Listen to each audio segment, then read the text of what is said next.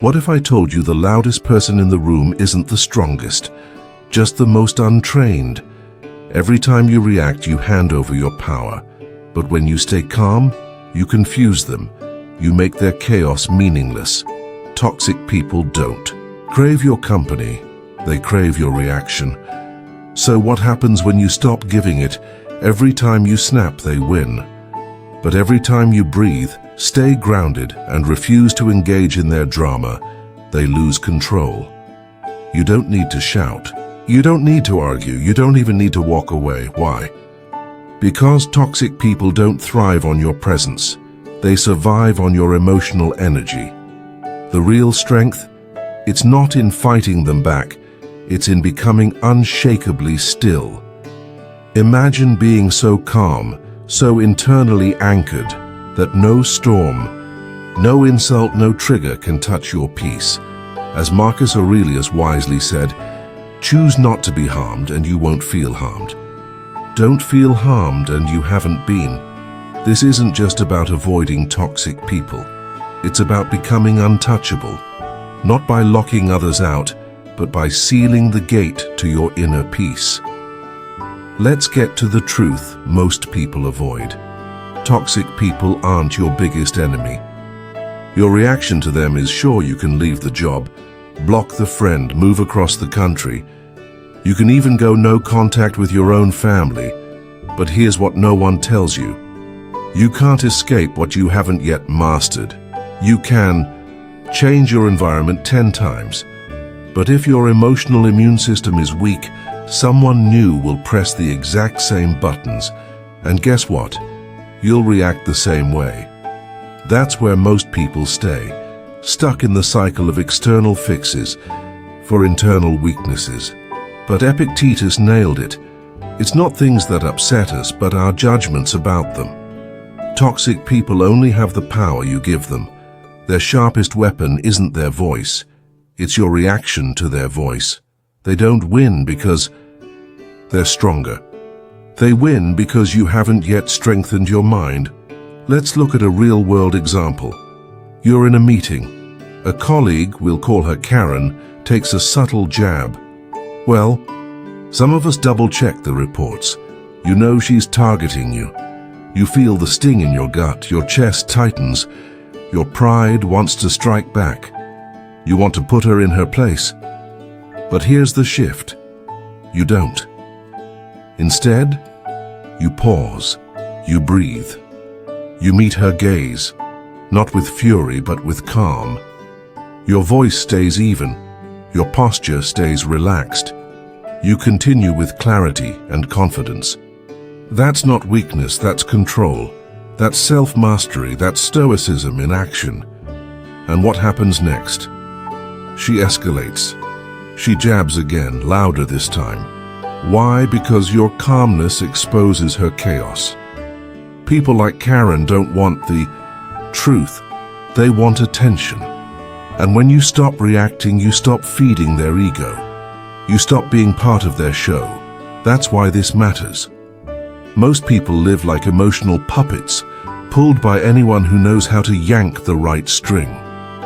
But you can cut those strings permanently. You see, once you stop feeding them with your reaction, your silence becomes your sword. Now let's go deeper into how they feed and how you take back control.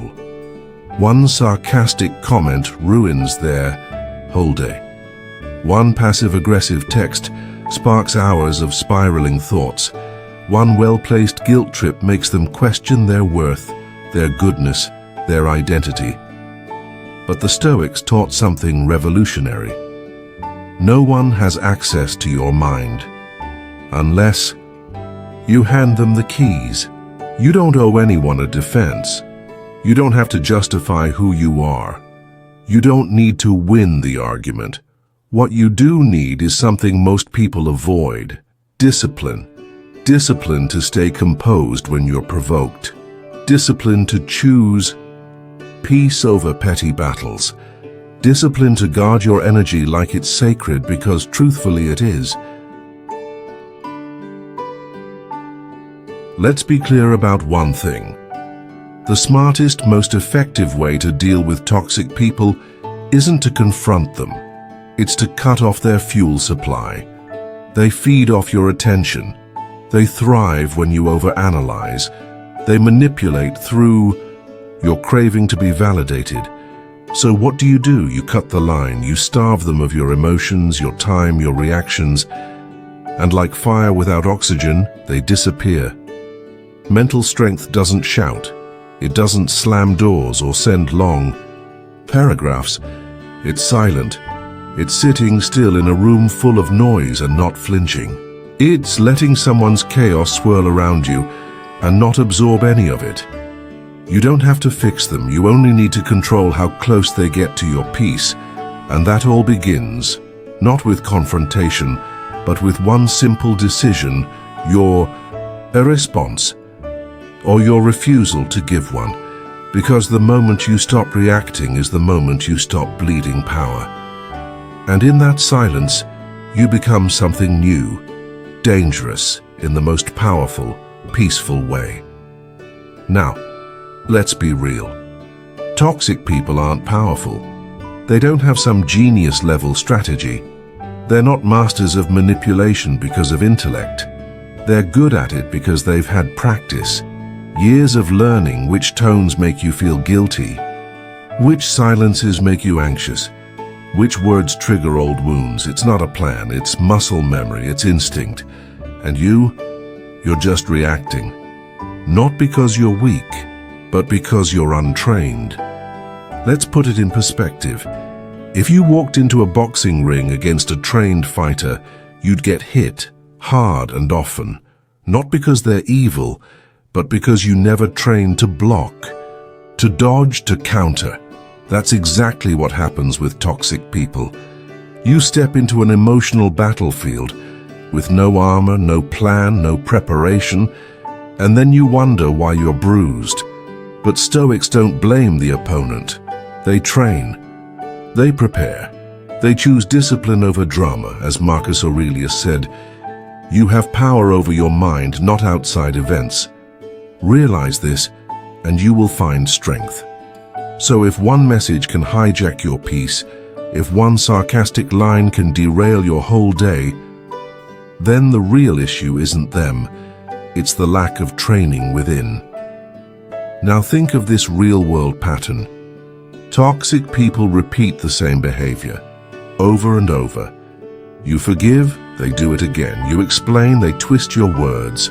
You open up, they use your vulnerability against you. It's not miscommunication, it's a program, a script they've rehearsed perfectly. And you're trying different strategies, arguing, explaining, avoiding, overthinking, all from a place of emotional chaos, not clarity, until one day you stop. You stop explaining, you stop reacting, you stop caring whether they understand you or not, and at that moment you shift from prey to presence, from playing their game to writing your own rules. That's what training the mind looks like. Ask any top athlete or elite soldier. Mental strength isn't something you're born with. It's something you build. You've begun training. You've started reclaiming your peace. Now let's go further, because building mental strength isn't just theory. It's lived, it's earned, and mental strength is no exception. You don't develop emotional resilience just by reading quotes or watching one more motivational clip. You build it right there in the heat of the moment, when someone tries to trigger you, and you stay still. You build it every time anger boils in your chest, but you choose to breathe instead. You build it when you're disrespected, and instead of reacting, you stay rooted in calm. Each time you resist the urge to defend your ego, to lash out, to argue, that's training, that's self-mastery. That's emotional intelligence at its highest level. And let's be clear, this discipline is not weakness. In fact, it's terrifying to those who feed on drama. Why? Because when you stop reacting, they lose control. and when they can no longer control you, their illusion of power collapses. The truth is simple: the toxic person in your life, they're not powerful. They've just had more practice in dysfunction than you've had in discipline. But the moment you make the decision to train, to master your reactions, to sharpen your self-worth, to protect your inner peace over outside noise, that's the moment you become untouchable. You're not fragile, you're simply untrained. And that training starts now. Let's cut through the noise. Every time you explode emotionally, that's not expression. It's a crack in your discipline. Every time someone pulls a reaction from you, rage, sadness, defensiveness, they're not pulling truth from you. They're pulling power. You're not standing up for yourself. You're abandoning your center. You're handing the remote control of your emotions to someone who doesn't even respect your peace. Epictetus said it best: any person capable of angering you becomes your master. Let that sink in. Now let's talk about a common myth. Some people believe that staying silent means you're weak. That if you don't yell, don't argue, don't fight back, you're being a doormat. They couldn't be more wrong. Reacting is not strength. Reacting is reflex, and reflex comes from conditioning, not from conscious power. The Stoic way? It's not passive. It's powerful. It's the choice to respond, not to react. To choose logic over chaos. To move with intention instead of impulse. That's what true mental strength looks like. And that's what a high-performance mindset is made of. The ability to walk through emotional warfare without swinging wildly at every distraction. Let's bring it down to real life. Imagine this. You come home tired. Your partner throws a passive-aggressive jab. Must be nice to only think about yourself. The old version of you snaps back, raises your voice, pulls up old fights, hours lost, emotions drained. But the trained version of you, you pause. You ask yourself, what do I really want from this peace or proof? And then with composure you say, let's talk when we're both ready to actually listen. No war, no drama, just quiet strength. That's not weakness, that's not silence, that's strategy.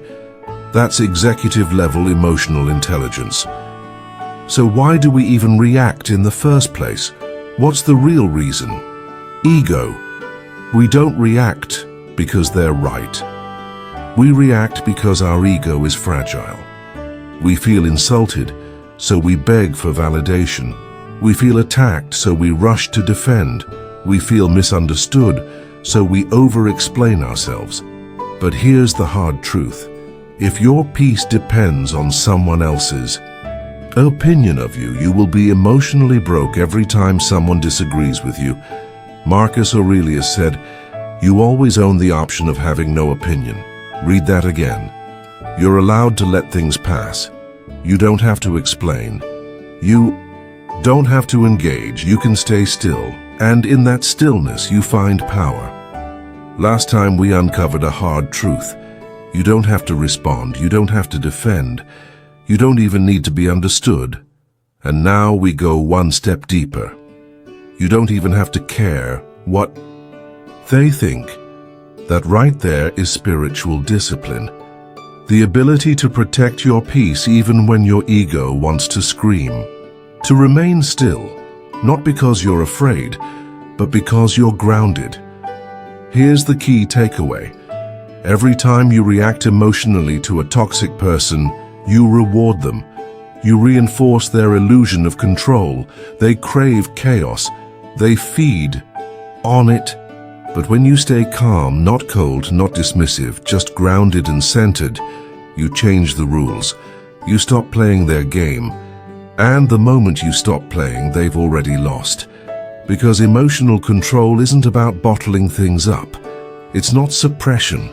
It's selection. It's the deliberate choice to direct your energy where it matters. And most of what toxic people say doesn't matter. So next time someone tries to drag you into their storm, pause, breathe, master the moment, because the most dangerous person in the room is never the loudest. It's the one who chooses silence with intention. In a world addicted to noise, silence is often mistaken for weakness. But if you've ever truly tasted real power, you'll know this. The strongest presence in any room is usually the one who speaks the least. We've been conditioned to believe silence equals defeat. If you don't clap back, you lost. If you don't explain, they win. If you don't speak up, you're weak. But that's a lie. Silence isn't passive. It's strategic, it's stoic, it's a conscious decision to not give your power to chaos. Let's talk psychology. Toxic people are addicted to reaction. They're fueled by drama. They need your words, your explanations, your defenses, because that gives them a role to play. The victim, the martyr, the misunderstood genius. But when you stop talking, you cut the script. You leave them with no stage to stand on. Suddenly they scramble. They get louder. They lash out. Because your silence exposes the emptiness they've been hiding. Seneca said, "He who does not know how to be silent does not know how to speak." In other words, until you've mastered restraint, your words don't hold weight. Silence isn't weakness, it's emotional intelligence at work. Let's bring it to life. Imagine this. You're at a family dinner. Your uncle, the one who always uses humor to humiliate, says, "Still single? Maybe you're just too picky for your own good." Everyone laughs, all eyes on you. You feel the heat rising in your chest. The old you'd make a sarcastic joke back. Maybe storm out. Maybe start explaining your life choices for the 100th time. But this version of you take a sip of your drink. You smile, not sarcastically, but peacefully, and you say nothing. You let the comment hang in the air, exactly where it belongs. You stay calm, you stay composed, and in doing so you own the room without raising your voice. That's not passivity. That's power, that's mental clarity. That's the presence of someone who's done playing small to gain other people's approval. So, why does silence scare them? Because silence means their bait didn't work. You didn't flinch. You didn't explain. You didn't react. And now they're forced to sit with something they've avoided their whole lives, their own noise. Silence forces people to face themselves, and those who can't face who they are will always try to pull sound out of you. But you're no longer here to be part of the noise. You are here to be the clarity, the stillness, the discipline, the power. Here's your final takeaway. Silence doesn't mean you're ignoring the issue. It means you refuse to give it life. You don't need to clap back. You don't need to prove anything. You don't need to meet them at their level because you've risen above it.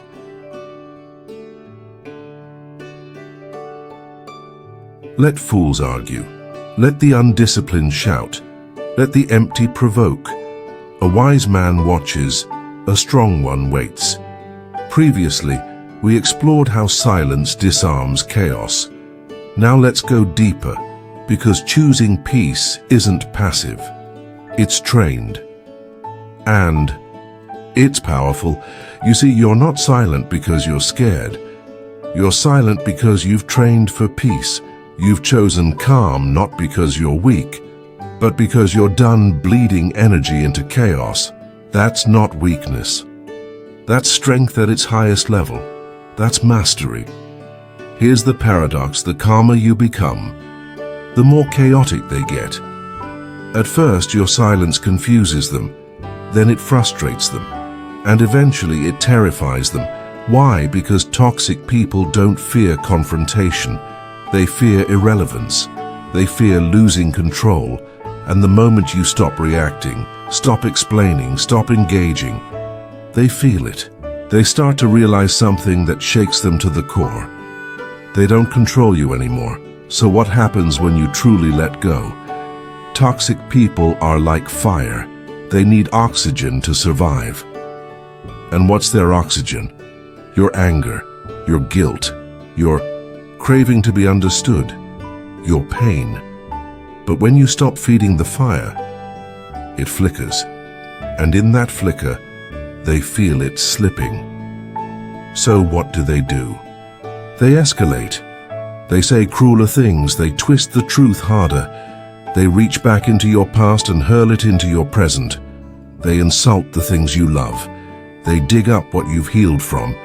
They target what you've tried to forget. It's not personal, it's tactical. They're losing ground and they know it. That's why they panic.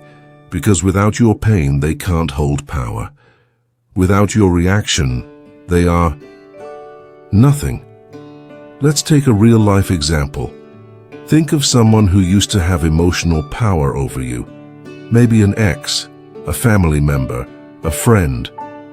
Every time they messaged, you spiraled into anger, confusion, or guilt. But then one day, something shifts. You don't respond, no explanation, no apology, no emotional window, just silence. Suddenly they double text, they call.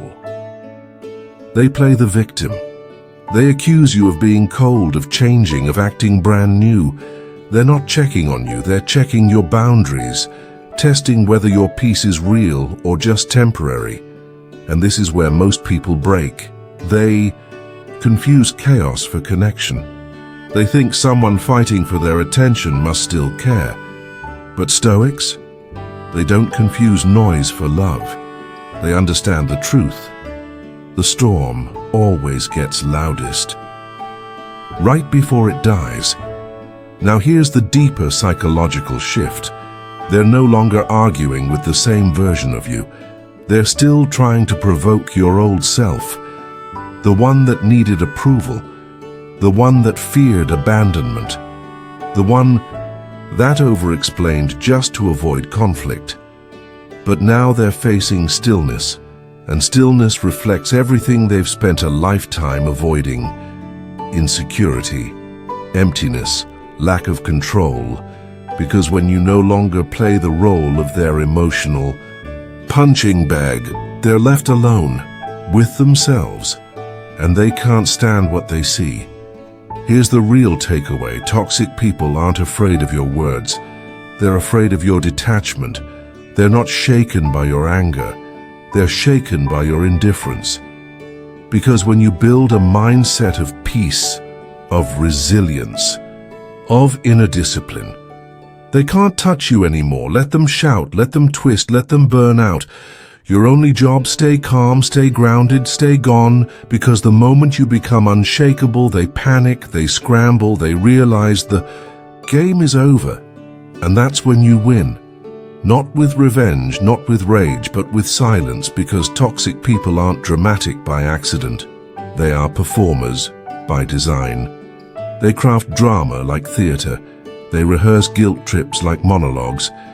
They live for tension, for reaction, for the scene.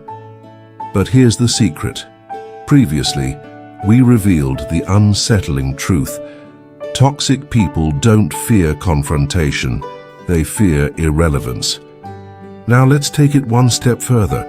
What happens when you stop giving them a stage? Nobody warns you that performers can't perform without an audience.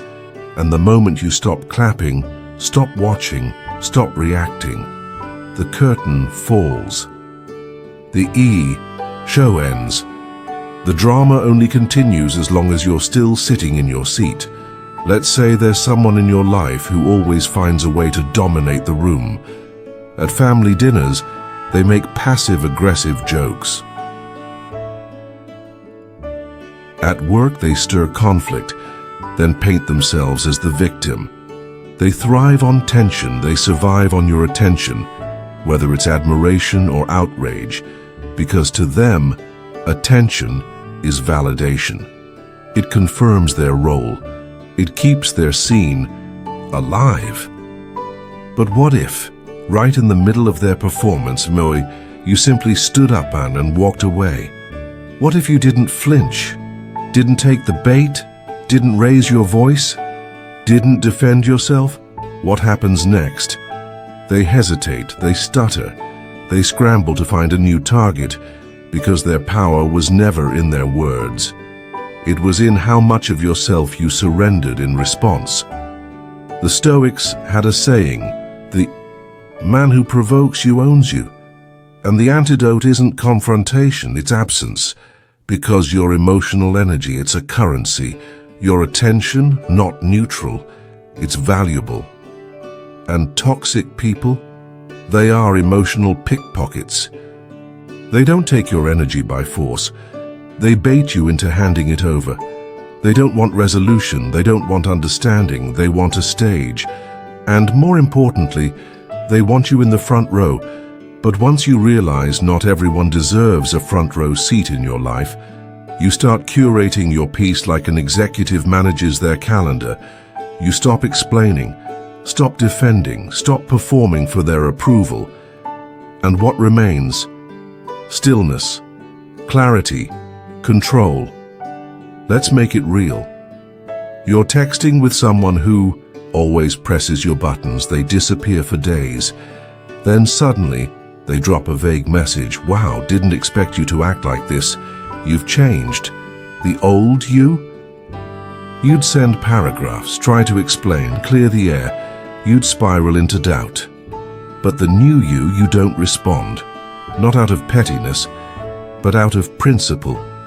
You know this is just another scene in their play, and you're no longer auditioning for roles in their drama. That's not ghosting. That's emotional detachment with intention, and it's one of the most powerful skills you'll ever master. Here's the takeaway. Toxic people crave validation through drama. They bait you with guilt. They manipulate with silence. They test you with passive aggression. But you're not a spectator anymore. You've left the theater. You've walked off the emotional stage. Let them perform for someone else. Your piece is not a prop. Your life is not their entertainment. Your mind is no longer their audience. To the Stoic world, power doesn't shout. It doesn't slam doors or argue endlessly. Power is the quiet exit from a performance you never signed up for, and by the time the curtain falls, you're already gone. Now here's a truth most people avoid. You can block their number, delete their photos, move across the country. But if they still live in your mind, they still win. Because it was never just about physical distance, it was about emotional attachment. You don't cut off a toxic person by walking away from them. You cut them off by walking free inside yourself. The mind is the real battlefield. How many times have you heard someone say, I haven't spoken to them in months, but I still can't stop thinking about what they said? Or, I blocked them, but part of me still wonders if I was the problem. That's not freedom. That's mental captivity. And the painful truth is, they don't need to be in your life to control you. They just need to rent space in your thoughts. And most people, they keep paying the rent. But Stoicism teaches something radically different. Last time, we uncovered a harsh truth. They don't need to be in your life to control you. They just need space in your mind. Now let's go deeper, because freedom isn't just about cutting people off. It's about cutting the invisible strings that tie you to them from within. Freedom is not just the absence of conflict. It's the absence of internal slavery. Let's break it down. Real life. You finally go no contact with someone who drained you emotionally for years.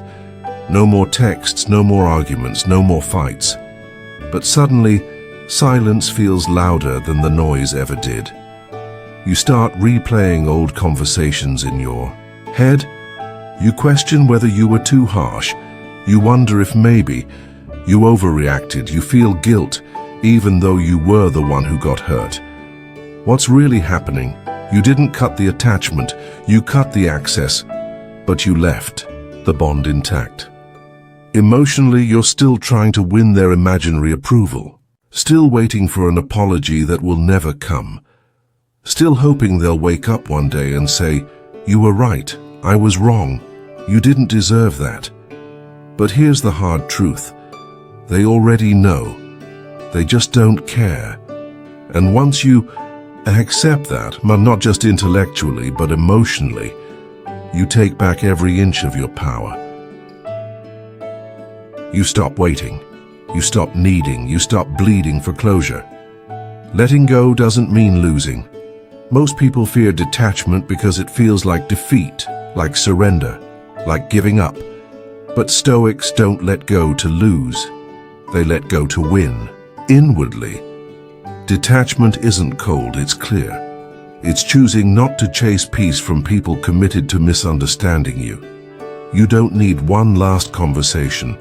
You don't need one last explanation. You don't need them to finally admit anything. You need peace. You need self-worth that isn't dependent on external validation.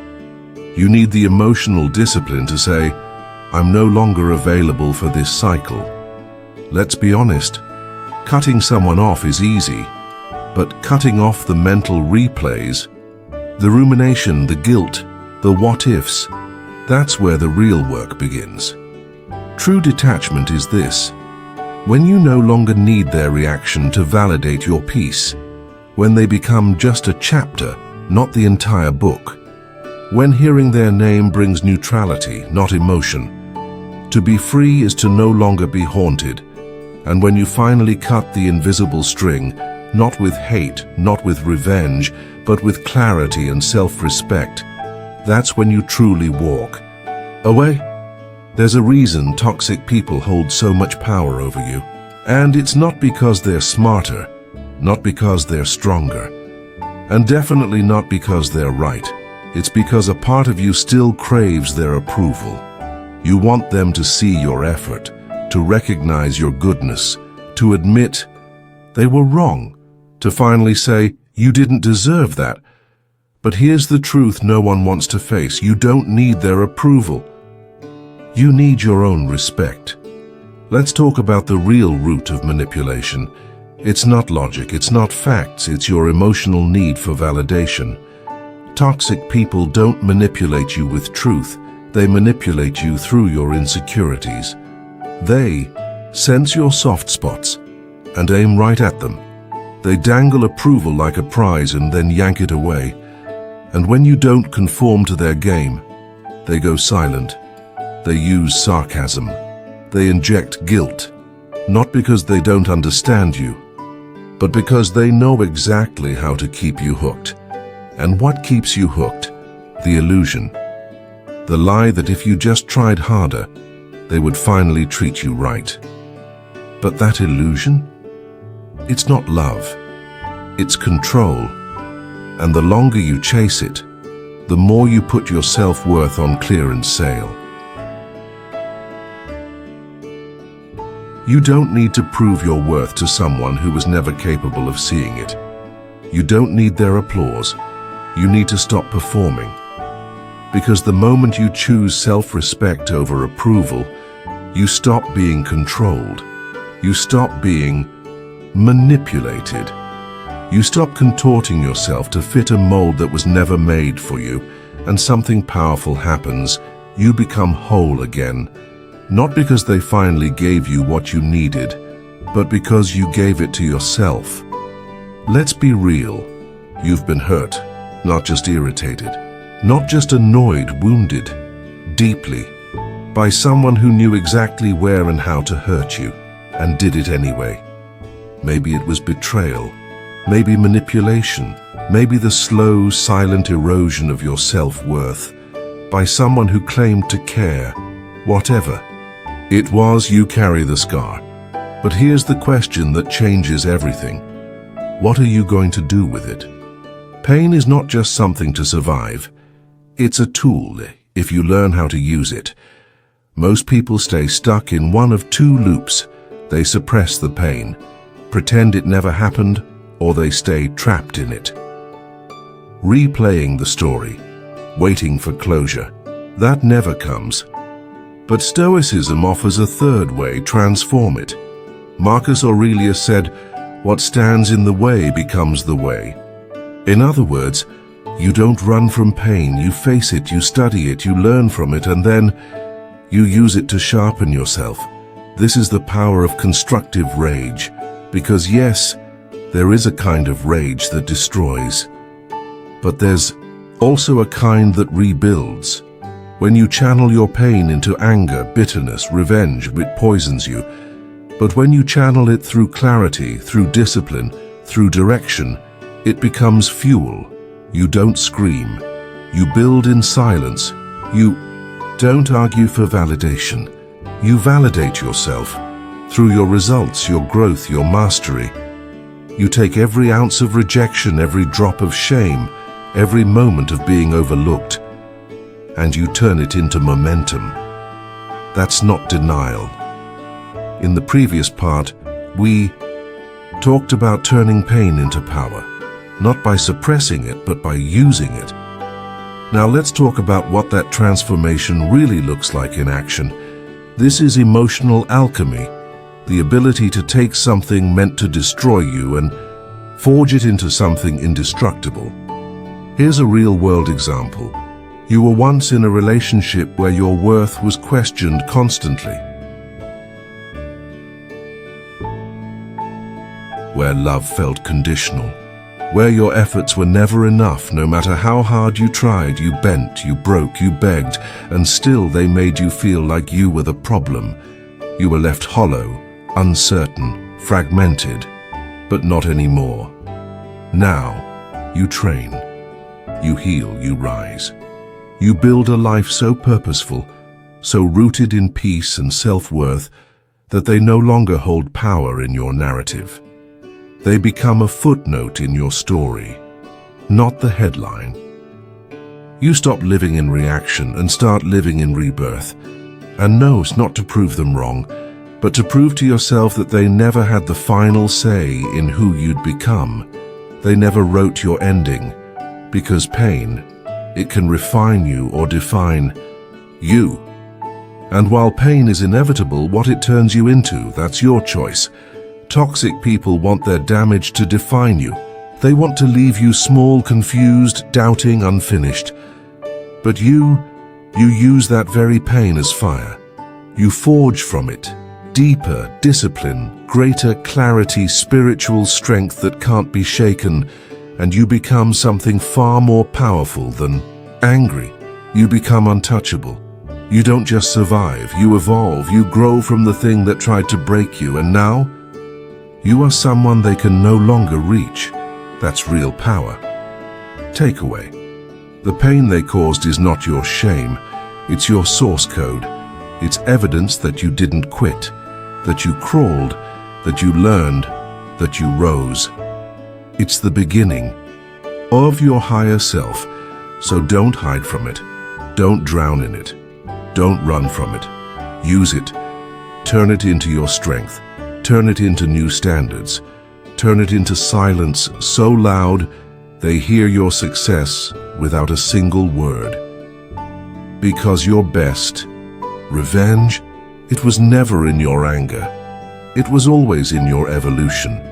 And in the end, the most powerful thing you can do is nothing. No clapback, no emotional outburst, no explaining, no defending, just stillness. Because the moment you stop reacting, you stop giving away the one thing toxic people truly feed on: control. Power isn't loud, it's still. Most people think power is dominance, the sharper voice, the harsher words, the stronger reaction.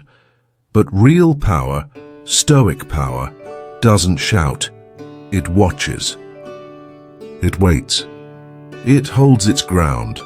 Epictetus said, "If someone succeeds in provoking you, realize that your mind is complicit in the provocation." In other words, no one can shake you unless you agree to be shaken. And once you deeply understand that, you become unreachable. Real-life mastery. You get a text full of blame, full of manipulation. The old version of you, you'd type paragraphs, you'd cry, you'd defend yourself. But now, you pause, you read, you recognize the trap. You don't respond, not out of bitterness, but because you've outgrown the level. Where that conversation exists, that's not avoidance, that's non-reaction as conscious mastery. And that right there is your turning point. Non-reaction is not weakness. It's spiritual strength. Let's be clear. Non-reaction doesn't mean you're indifferent. It means you're disciplined. You've trained your nervous system. You've studied your own triggers. You've rebuilt your identity, not to suppress emotion, but to refuse enslavement to it. It's a level of inner command that turns chaos into clarity, that turns insult into insight. It's the quiet spiritual resilience that says, I don't need to win, I just need to stay free. The final lesson. Toxic people don't disappear because you fight them. They disappear when they realize they can't reach you anymore. And that shift doesn't come from revenge, rage, or proving your point. It comes from the quietest, most powerful choice of all. Non-reaction. The decision to not answer the insult. The strength to stay calm in the storm. The refusal to make your peace negotiable. That's when you become untouchable. That's when they lose access. And that is when you win. We've now reached the final step of the journey. The moment you stop reacting is the moment you stop leaking power. You no longer play their game. You're no longer controlled, and that's exactly when you become dangerous, in the best way possible. You rise, you thrive, you stay calm, and they slowly fade into background noise. Because the smartest way to deal with toxic people was never to fight them. It was to become someone they can no longer touch. Now you know, the real solution isn't revenge. It's not arguing. It's definitely not proving your worth to someone who never valued it in the first place. The real answer is becoming untouchable. Not because you blocked them, not because you burned bridges, but because you built a fortress inside yourself, a place no one else can break into. You didn't destroy them. You didn't need to. You simply chose not to let them live in your head rent-free. And by doing that, you became something rare, something unshakable, someone who no longer reacts because you finally remembered who you are. Let them perform. Let them twist the story. Let them scream into the void. You're already gone, mentally, emotionally, spiritually. And in that absence, they lose all power. The fire dies the moment you stop feeding it. If this message resonated with you, if it made you feel seen, stronger, or even challenged, then know this. Your inner transformation has only just begun. Drop a comment. What's one toxic situation you're finally ready to stop reacting to? Let your healing be the light someone else needs. Subscribe. Life Through Stoicism for weekly videos on building the strongest version of yourself, from the inside out. And don't forget to hit the notification bell. Because peace isn't just a passing mood, it's a mindset. And we sharpen it together every week. Final truth. You don't win by reacting, you win by rising.